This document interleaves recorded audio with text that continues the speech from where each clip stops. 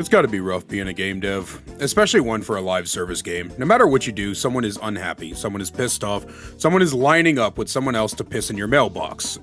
And sometimes I want to join those people. Like when the Respawn devs spent the better half of 5 years gaslighting all of us into how their game is perfectly fine and core issues like bad audio, laggy servers, and their own incompetence weren't a problem. Hey guys, ignore all the bad stuff. We've added another $150 recolor of a skin you got 12 battle passes ago for $10, and all your favorite content creators are feeding the corporate machine by buying it. This is why we'll never improve. And then I age another 10 years as I watch my old friends continue to feed the corporate machine and stand dumbfounded as the game never improves.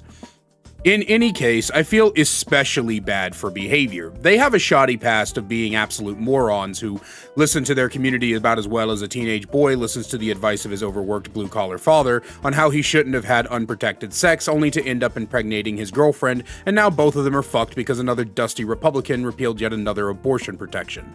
But nowadays, Behavior has been on the up and up. The very first time I ever did a dev update video coverage of them, I talked about how they listen to us as a community. I remember the exact change they tried to enact as well. They wanted to nerf Hillbilly's engraving add-ons.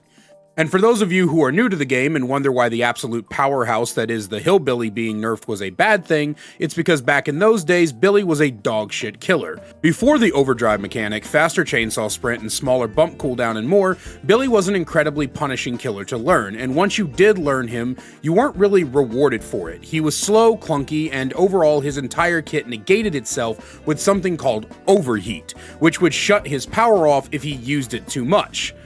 Because fuck you, that's why. And back in those days, his engraving add-ons were hands down his best, as they not only made curves easier to hit, they improved his map traversal as well. Not only were engravings his best add-ons, outside of Low Pro and one of the Eries, they were his only usable add-ons. Everything else was so worthless no one wanted to use them, similar to Pyramid Head and how only his ranged add-ons are worth a damn. So now you newborn DBD players might be saying, but Grandpa Kaiser, if engravings were the only add-ons worth running, why would Behavior nerf them? And to that I'd respond, call me Grandpa again and I'm dropping you back off at the orphanage. But to answer your engraving question, it was because Behavior did, and still has a nasty habit of, balancing based on statistics. You see, many game companies have this annoying habit of balancing based on pick rates. Pick rates go high, we nerf. Pick rate go low, we buff. It's a very unga boonga way of balancing, and it's a terrible way to do it as well. The reason it's so shit as a balancing technique is because there are nuances that are missed when you balance based on statistics. For example, Windows of Opportunity is a fine perk. It's incredibly basic, but it is powerful. There's nothing wrong with it, despite what weirdos in this community say. There's no reason to nerf it. No, it doesn't need a cooldown, or to turn off after you volt, or whatever other dumbass condition you want to slap onto it.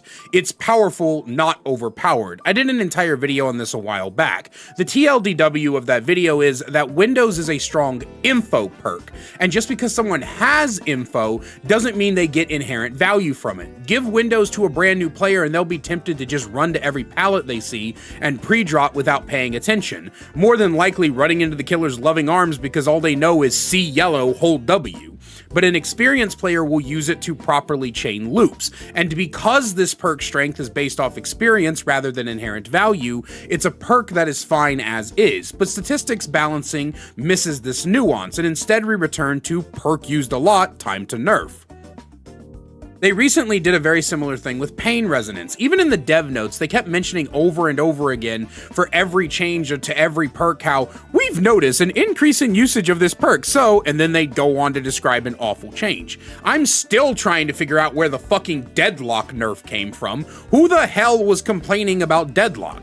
But anyway, back to Pain Res. Pain Res is a perk with so many goddamn limitations on it already, nerfing it was completely unnecessary. You have to down someone, then you have to get them to a Scourge Hook, and then that has to be the first time you've ever hooked them on a Scourge Hook. There was simply no reason to nerf the perk. It's fine as is. But no, because it has a high usage rate, we have to nerf it. And it's this kind of thinking that leads to bad decisions.